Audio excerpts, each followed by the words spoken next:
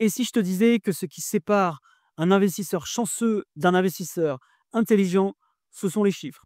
Parce qu'à la fin, peu importe les promesses, le storytelling, ce qui compte, c'est ce que disent les bilans. Et eux ne mentent jamais. Petite précision avant d'aller plus loin, je ne fais pas de conseils en investissement. Mon but est de vous partager de l'information et de l'éducation. L'analyse finale et les décisions finales restent entre vos mains.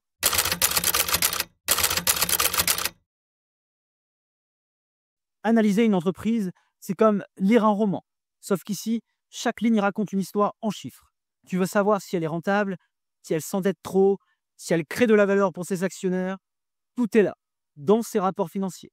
Mais attention, il ne s'agit pas de devenir comptable. Il s'agit d'apprendre à repérer les bons signaux, les indicateurs qui parlent fort. Quelques ratios bien choisis suffisent à voir ce que la majorité des gens ne voient pas.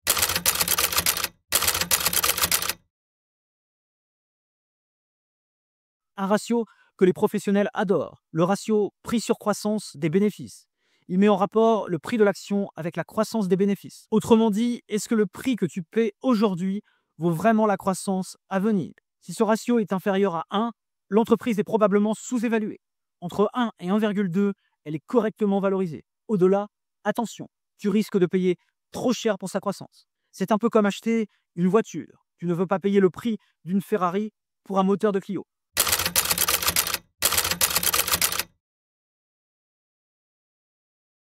Le ratio court-bénéfice, il te montre combien les investisseurs paient pour 1 euro de bénéfice.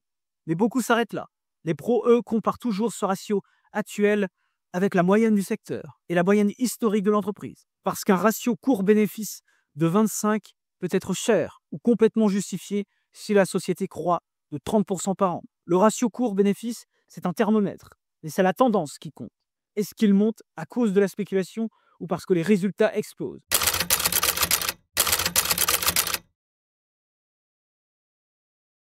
Un autre ratio que peu d'investisseurs regardent, la dette. Une entreprise solide, c'est une entreprise qui peut traverser les crises sans plier. Et ce ratio te dit exactement cela. S'il est inférieur à 0,35, la dette est sous contrôle. Au-delà, prudence. Car plus la dette est lourde, plus les intérêts mangent les bénéfices. Et quand les taux montent, les profits fondent.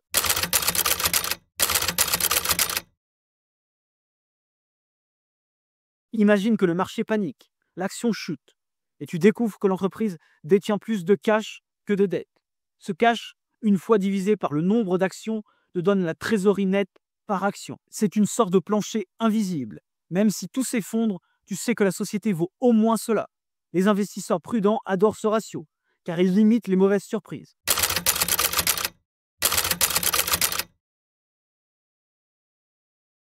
En clair, il te le dit à quel point l'entreprise fait fructifier l'argent de ses actionnaires. Un ratio au-dessus de 15%, c'est un signe de management efficace. En dessous de 10%, méfiance. L'entreprise crée peut-être moins de valeur qu'un simple ETF. Les grands investisseurs le savent. Ce ratio, c'est la trace du génie ou de la médiocrité d'une direction.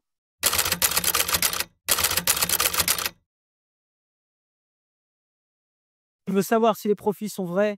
Regarde le flux de trésorerie libre. C'est l'argent réellement disponible, après toutes les dépenses. Un bon ratio, prix sur flux de trésorerie inférieur à la moyenne du secteur, indique que l'entreprise génère du cash réel. Les bénéfices comptables, ça s'écrit. Mais les flux de trésorerie, ça se touche.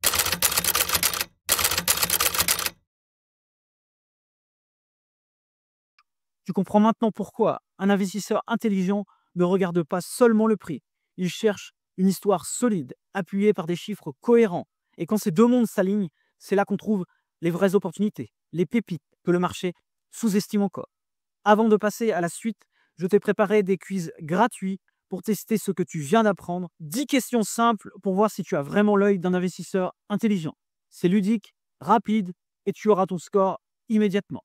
Tu découvriras si tu penses déjà comme un pro ou si tu es sur le point de le devenir. Le lien est en description.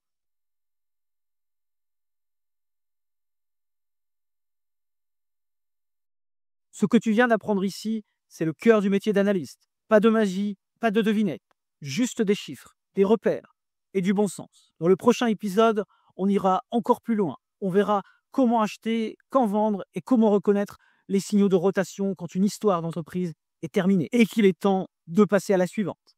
À très bientôt.